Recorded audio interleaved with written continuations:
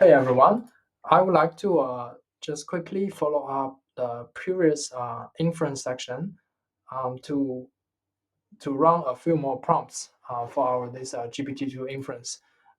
So let's try to run this multi-shot prompt again. See if we can get a Paris, and this time we get the Paris, and but it's try to repeat itself for some reason.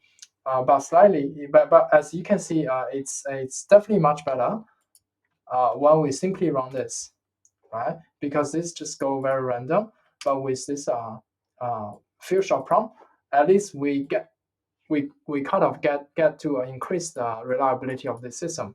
But still, it's not very capable.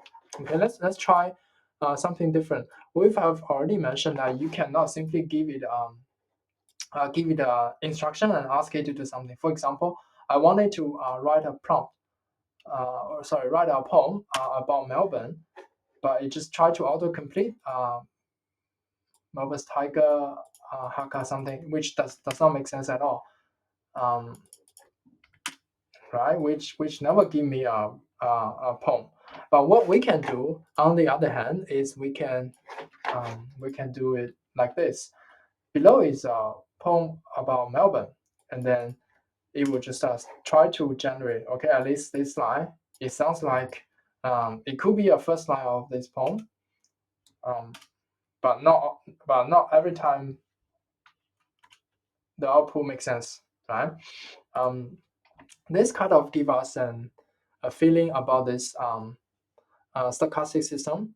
The output just give us the probability of the next token, and then do the sample, and then take the token, and then uh, put everything back into the input and generate the next token, so on and so forth, right? As a result, it will in general very likely suffer from this hallucination, right? Especially the language model itself does not know fully what's the meaning of the output. It's just doing this sampling process, right?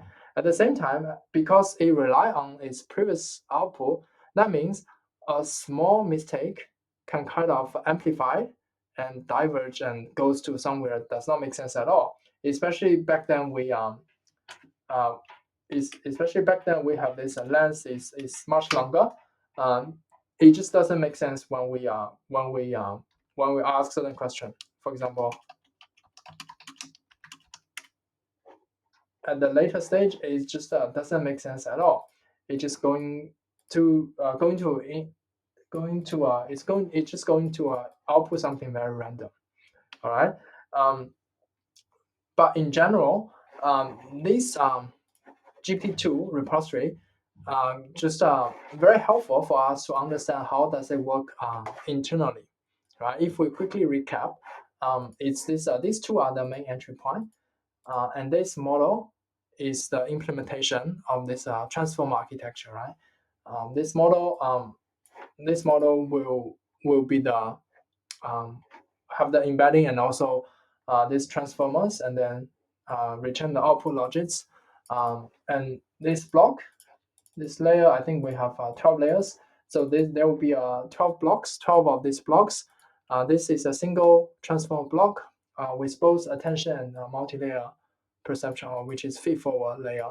And then in the attention, you see this multi-head and also self-attention mechanism with this masking, um, with mask attention weights.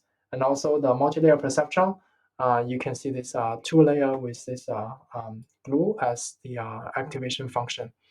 So again, the source code is still very valuable. You get to see how does it work end to end. I guess another benefit to look at this code is you get a chance to leverage the all the debugging tools using like the debugging tools in VS Code. For example, right, I can just create any breakpoint over here, right? I can pause the running during the execution at any specific line I want, and then I can inspect variables, control flow, and easily debug the process, right? Because the step through, you can step through the code and do certain monitoring on your expressions and understand how the overall how the overall like the block working together in the real time. So that's why I still find it's very helpful to load everything in VS Code and try to run it. There's another caveat for this repository. As you can see, it has archived. They won't update, and when they implement this everything back in 2019, they use TensorFlow 1. But right now, I think the stable one is TensorFlow 2. When I try to get it running, I also did some tweak and make sure it's still working on the TensorFlow 2. But that's just a caveat you need to consider. So when you try to run everything locally. However, as you can see, when we try different prompt techniques, its output is not very reliable, right? That's why most cases we won't do everything. We won't do the inference like this, right? For example, in Hugging Face, when we pull the repository, pull the model, it gives us a few ways to use this model. In this over here, you can use transformer, right? They provide this transformer library, right? You can either use as a high level, just provide the model name and then what's the task you want it to do, and then you can start do the inference. Or you can do it slightly lower level, load the model directly with your tokenizer and model. To know more, you can just open the documentation and understand what type of parameters you can pass in to tweak the performance. Again, if you run it in the notebook, if you open the notebook, it's just like this. Okay, we can quickly run this and see how does it work. So if I open this one, oh yeah, if you see my tokenizer video, because training this tokenizer is taking a long time, but after it train, it just save the tokenizer in this path, and then I can then load it, and then do my tokenization process, right? This gives me the token. How does it get split? And what's the output token IDs, right? As you can see, this is basically the space. Yeah, that's basically this. This is not the space, but you get the idea. You see how are you? I'm not sure why it's giving me this symbol, but I guess also because the size of the training data is very low. That's why it's not a good result for this one. But you get the idea. You can train your own tokenizer in this way. Let's quickly move back to this inference stage. Like we mentioned before, you can easily run this at a very high level, and then you can start run your text generation, right? So when you run it, it will give you something like warning. We will later try to suppress this one, but you can already see the output is very formatted. They give us a generate text, right? They also include the input in the overall output. Unlike this one, so when you try to generate, it just the feature AI is they just keep generating. It does not know. It does not concatenate the original input. And also, if you look at the output, it make much more sense. Next to a bed and trying to eat her own cereal and so on and so forth, which is more capable, I would say. Also for this one, you will also see the output is much better in when you try to interpret it from the language point of view. Same thing for let's wait a second and get the output. The future of AI is blah blah blah. The future AI is not yet certain. A professor blah blah blah. Yeah, it's just very relevant even at the later stage. It's still very relevant about the original content, which is very good. And then again, we have mentioned that you cannot provide your instruction and ask it to generate the output because right now this GPT is a base model. It haven't go through this fine tuning stage, which we will explain later. Okay, so it will just try to predict the next token, but it won't straight away answer your questions. Okay, so as a result, for this base model, for this pre-trained base model, we can still use prompt techniques like this one, right? To get the answer of what's the capital of France, but the output might not 100% correct, right? But in this case, it tells us it's Paris. Okay, so same thing. I give the instruction to write a poem about Melbourne. It just say with this name. It just following with this name, and then give me a bunch of URL, which doesn't make sense. I don't think these are working well.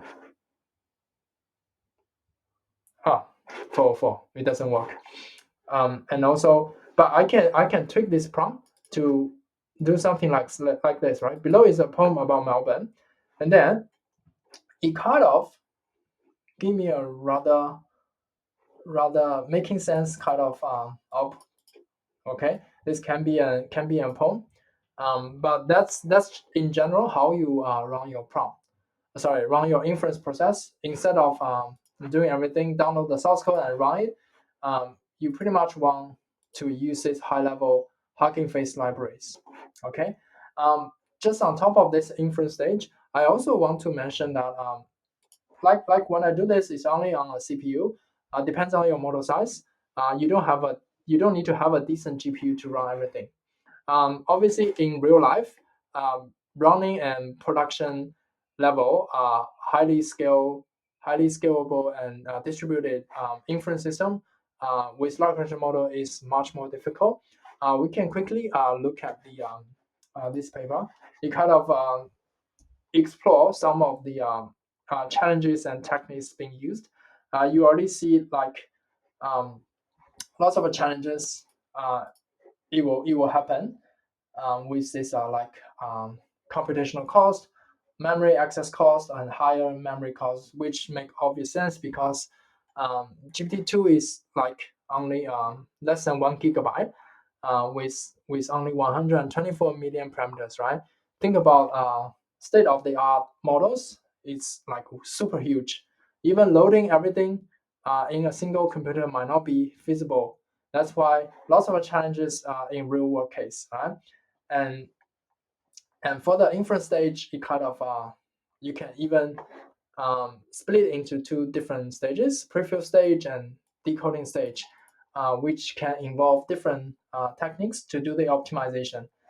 Later in the paper, it kind of introduced this diagram or this graph about what are different type of optimization strategies at the data level for the input and output, including the prompt level, and this like rack, and at the model level, that's the that could give you the best output. For example, for the structure design, the architecture level, and compressive model, you might hear this kind of quantization a lot, and also this knowledge distillation, right? And obviously at the system level, there are lots of things can be explored, right? I guess that's the end-to-end part for this session, especially for the inference stage. Again, I highly recommend you to try to pull down this repository and try to let it working end-to-end locally, right? Because right now, you can leverage all the AI coding agent like Cloud Code, Codex, or Gemini CLI to help you understand the code much better.